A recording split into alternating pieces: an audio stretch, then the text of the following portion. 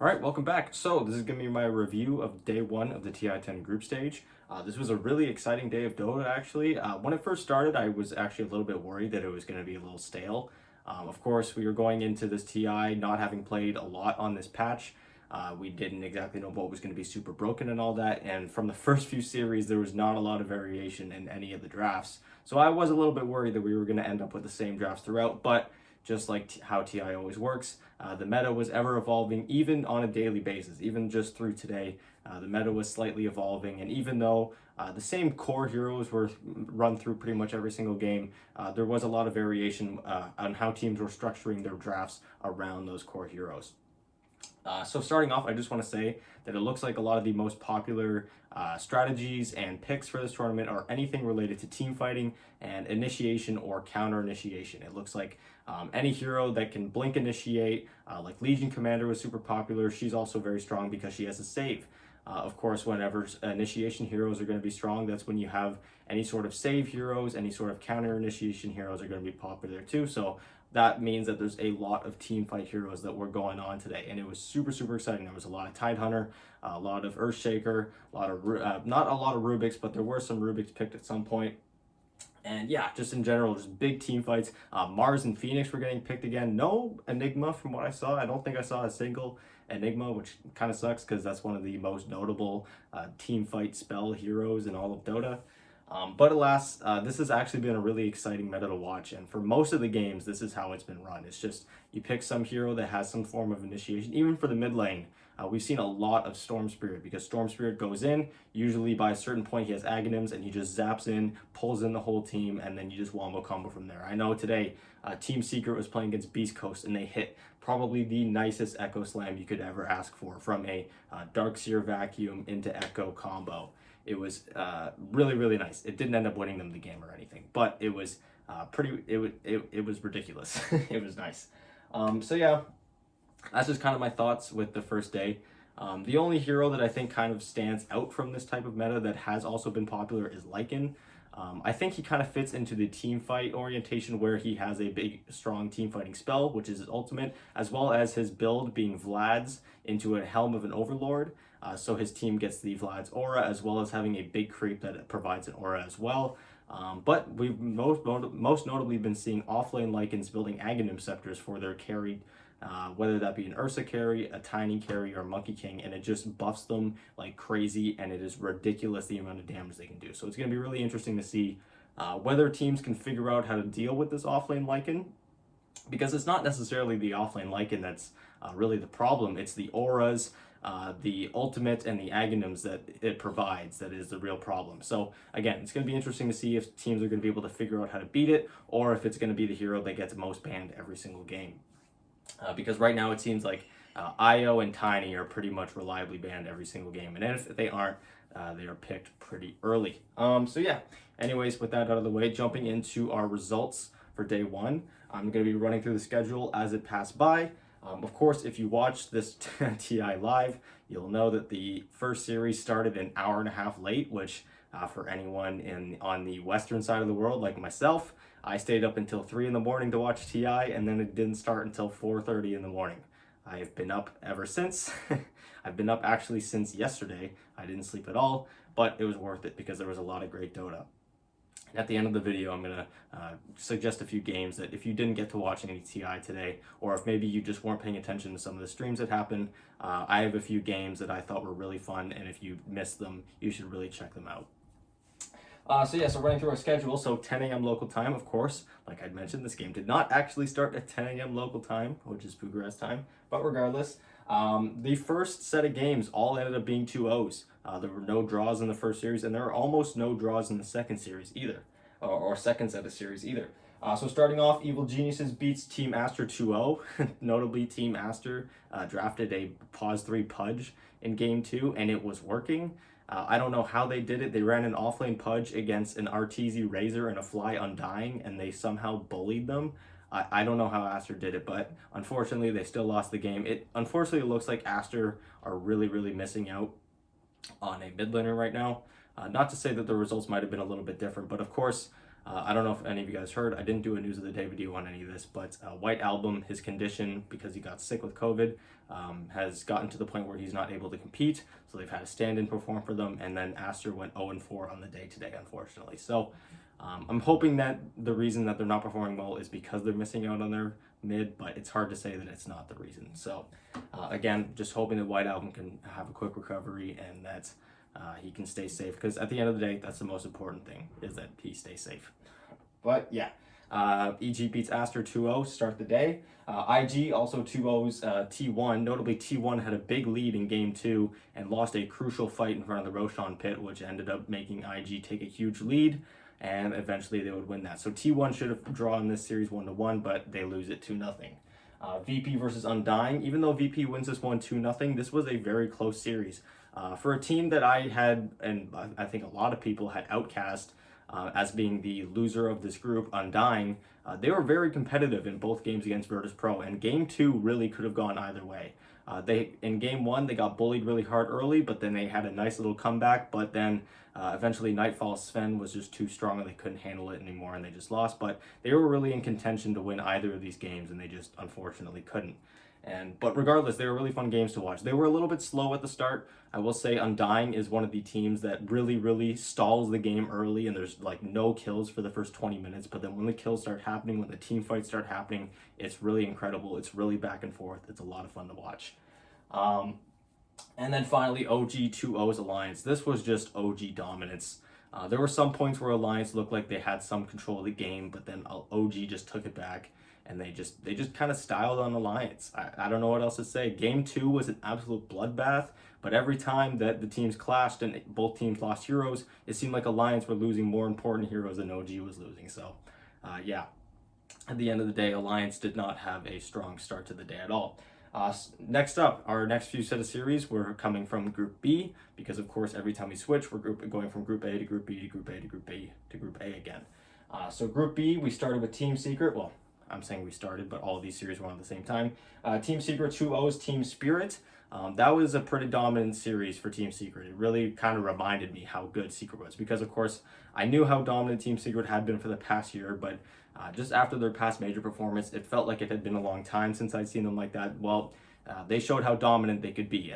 They stomped Team Spirit pretty hard in that series, 2-0. PSG LGD beat Quincy Crew 2-0. That was, again, a very dominant performance, and PSG LGD has made it look easy. They just are so coordinated. They make it look so easy just beating these teams. It doesn't even look like they're doing anything special, but all of a sudden they're ahead, and all of a sudden Ame is the most farmed hero on the map, and all of a sudden they're taking your racks. PSG LGD has absolutely been incredible, and they are still impressing me, and I think everyone who's seen their games to this point. Elephant, then 2-0's Beast Coast. That was another kind of close series. I think Beast Coast was losing in game 2, then took the lead again, but then they just weren't able to capitalize too much on it, and they ended up losing. It was kind of a close series, but at the end of the day, Elephant takes that 2-0. And then Fnatic and Vici split 1-1. Vici was pretty dominant in game 1, but then game 2 was a really back and forth game. We didn't really know who was going to win up until the point where it was over, and Fnatic took a really hard fought battle, and they claimed that win. So good for Fnatic. That was not one that I was expecting, but it's not one that I'm complaining about. It was one of the more fun games to watch today. Next up, at 2 p.m. local time, we had IG taking on Undying, where IG kind of stopped Undying in game 1. This was probably the only game I saw Undying play where they just looked outclassed. They have been really competitive in all 6 of the games that they played today, other than that one. But they come back in game 2 and they get their first win of the day. Of course, after losing game 1 against Invictus, they were 0-3 on the day. But they turn it around, they take a win off one of the best teams in the group, Invictus Gaming, and then from there they would end up winning more games later that day. So a little bit of an upset for IG, but IG would end up having a pretty good finish to their day as well, and we'll get to that.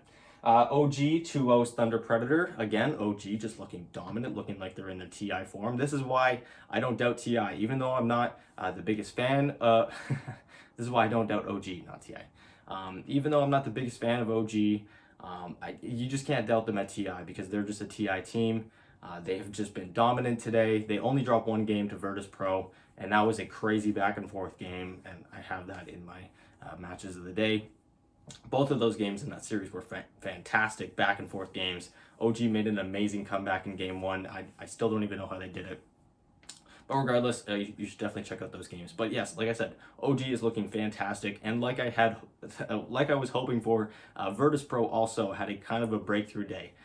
They maybe had a little bit of an easier schedule than some other teams.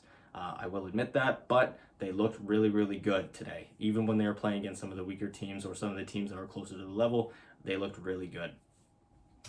Next up, we had Virtus Pro playing against Alliance. So like I said, Virtus Pro was very dominant in that series. It really didn't look like Alliance could get a foothold on anything. Virtus Pro just looking really good. And then EG 2-0's T1. And that was another great series. Game one of that series was insanely close. It was another game where T1 had the lead. But EG was just so good at maneuvering inside of actual team fights. And they just couldn't kill Arteezy. They just couldn't get their spells coordinated quite enough to kill the right heroes or to disable the right heroes at the right time. And it was unfortunately a game that they probably could have won, but they ended up losing, and so they lose the series 2-0. But I have that as well as one of my matches of the day, that game one between T1 and Evil Geniuses. That was a fantastic game. And that concludes it for that set of series for Group A. Next up in Group B again, PSG comes in and dominates Team Spirit. Team Spirit had a rough day, man. They started their group stage playing against Team Secret and PSG LGD, and they got absolutely destroyed in both of them. It was pretty ugly, man. And it's not to say that they played bad. It's just they just got like outclassed. They didn't even play all that bad. It just looked like their leads would just dissolve in front of them, and then all of a sudden they were just losing. It was kind of sad to see, but again, they're a young, inexperienced team, and hopefully they can take something out of this and learn from it and become a better team as a whole. Because again, I really like this team, and I'm really hoping they do well. Next up, Fnatic won ones against Elephant. This was another series where Fnatic lost the first game, and then they had a very hard-fought second game that they eventually would take. So Fnatic is really out here getting all the grudge points they can. They sneak out 2 points where they otherwise could have just gotten none today, so good on them. Glad to see that they're doing well. Vici Gaming 2-0's SG Esports. This was a little bit of a heartbreaking series. I was kind of rooting for SG Esports just because, you know, they're a team that no one's really rooting for, and that's kind of the team I like to root for. I like rooting for underdogs. That's why I was super happy when Undying started doing well today too. SG Esports had a really good shot at winning game 2 of that series. It was super back and forth, a lot of like late game buybacks, late game Roshans and stuff, just over and over and over again. But at the end of the day, they were not able to secure the game, and they ended up losing the series. So I was pretty bummed out about that one, but Vici Gaming is still a really strong team, especially in group stages. I think I may be underrating them a little bit when I did my predictions, but regardless, SG Esports loses that one 2-0. That was, of course, their only series of the day. And then finally, Beast Coast 2-0's Team Secret, and they kind of dismantled Team Secret. If you ever think of a series where it was carried by one player, this would be one of them, because Whisper played out of his goddamn mind. The first game on his Timbersaw, from the lane domination to being unkillable and just applying as much pressure as possible. He had a phenomenal game. He even got a rampage right before the game ended on Timbersaw. And then the next game he played Sand King, and he was hitting constant double, triple, quadruple stuns in team fights. It was fantastic. He really had himself a fantastic series, and he definitely deserved this win. But it was a little bit unexpected because, of course, Team Secret looked really dominant in their first series against Team Spirit, but then they couldn't get it done against Beast Coast. And finally, our last set of series for the day, we had IG taking on EG. This was a fantastic series. It was really competitive. It felt like it was just a main stage series. It felt like there was really a lot on the line, even though it was just day one of the group stage. IG ends up taking this one 2-0, but both games were incredibly close. I think EG just made a couple mistakes when the game started getting a little bit later on, but overall, another great series. Speaking of great series, we have OG versus VP. Which I'd already talked about earlier in this video. Both games, fantastic. OG makes a crazy comeback. VP and OG have a great back and forth in game 2. Yeah, so that does it. I actually forgot to write one of the games on here. Undying 2-0s against Team Aster. Again, Team Aster looking like they're really missing out on having their mid laner. But then again, Undying, I'm really happy to see them doing well. I think they're pretty underrated. I think even I underrated them. They went undefeated in the regional qualifiers. They're a really strong team. They really know how to play the map well.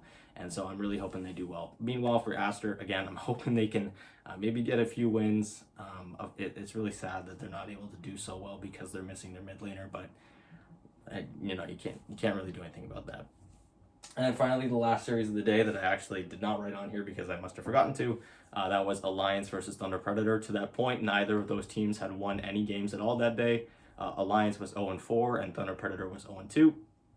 But Alliance ends up taking it. Game 1 was very close. Again, another game with a lot of back and forth, a really long game, but Alliance ends up taking it. And then Game 2 was just Alliance finally looking like they were a dominant team again. It's been a really long time since I've seen Alliance look as dominant as they did in Game 2 against Thunder Predator. So Alliance ended the day pretty well. They finished 2-4, which is not terrible, but not amazing. Whereas Thunder Predator, they end 0-4, and they end the day on one of the worst games I've ever seen them play. So hopefully they can snap out of it. Hopefully they can have a better day tomorrow, because I really think they're a really solid team. They just had some unfortunate games today.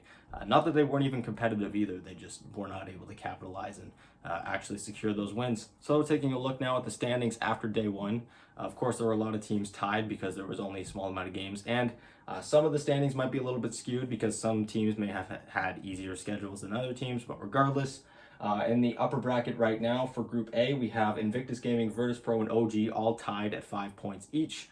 EG has 4 points on 6 games. They go 4-2. Undying goes an even 3-3. Like I said, they went 0-3 to start the day, but they win 3 in a row to end the day.